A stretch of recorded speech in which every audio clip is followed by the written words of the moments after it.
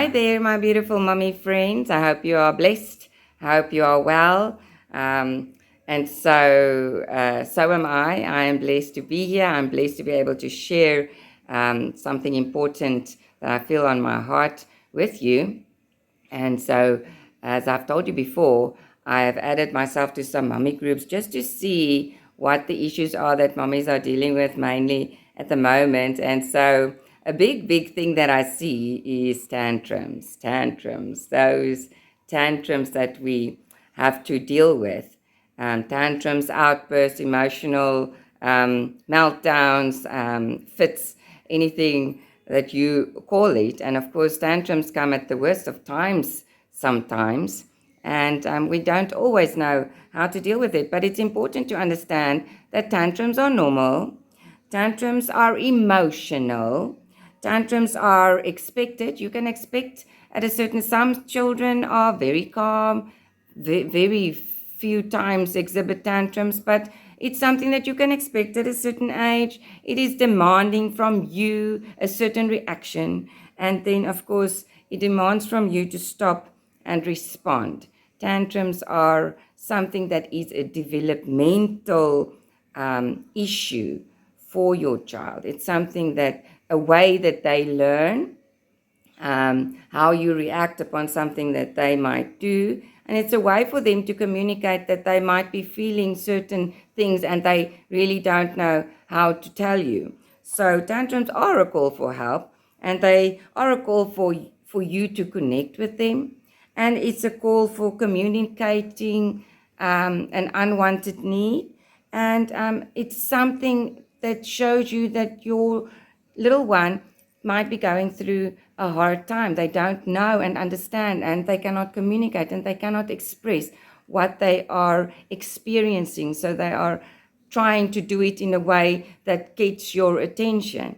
And so those are the things that tantrums are. But they are not bad because they are only bad because sometimes we react and there's a bad reaction, and then it blows up and it gets even more worse than what we actually intended. So it's not a bad thing. Tantrums are not bad. It's a learning opportunity. And tantrums are not a manipulating thing. And tantrums are not a misbehavior. And then also, luckily, they don't last forever.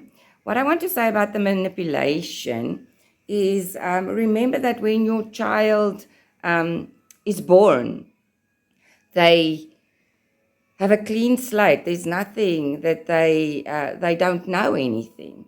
And so what they perceive and what they see and what they observe is what they learn. And if they then learn that they can only get something if they shout or they scream, then that is behavior that is learned.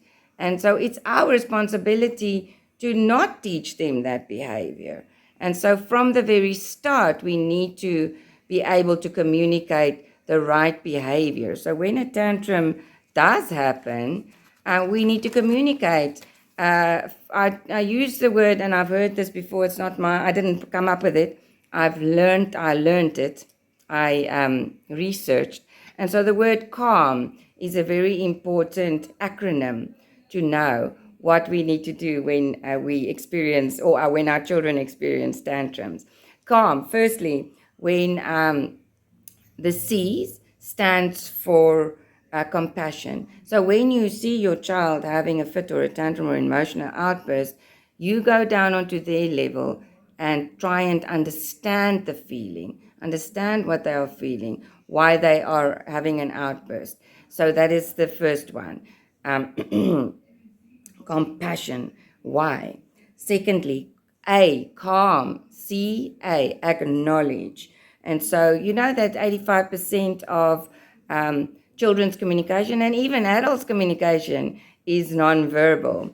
And so you need to acknowledge why they're having this emotion. Why are they having this outburst?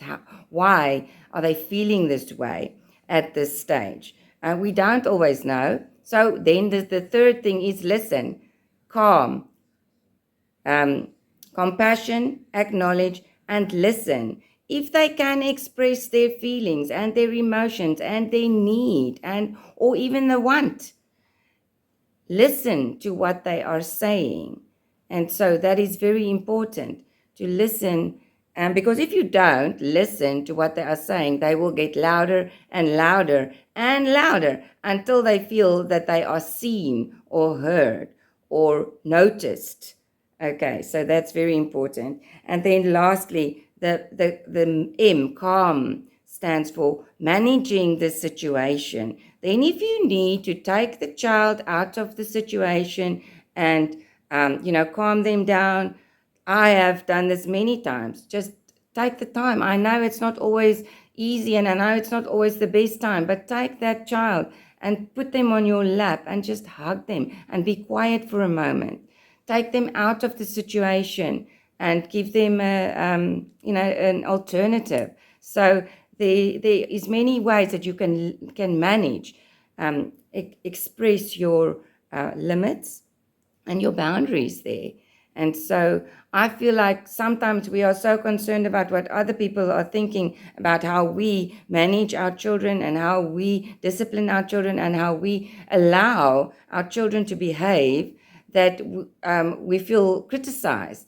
And then you don't want to do what you feel like because you know that's not the norm or that's not what they would have done or whatever. And that is not necessary. It is your child. It is your responsibility to have a relationship with your child. And so manage the situation, whatever you can do to manage that situation. So I have a few tips though that helps with tantrums.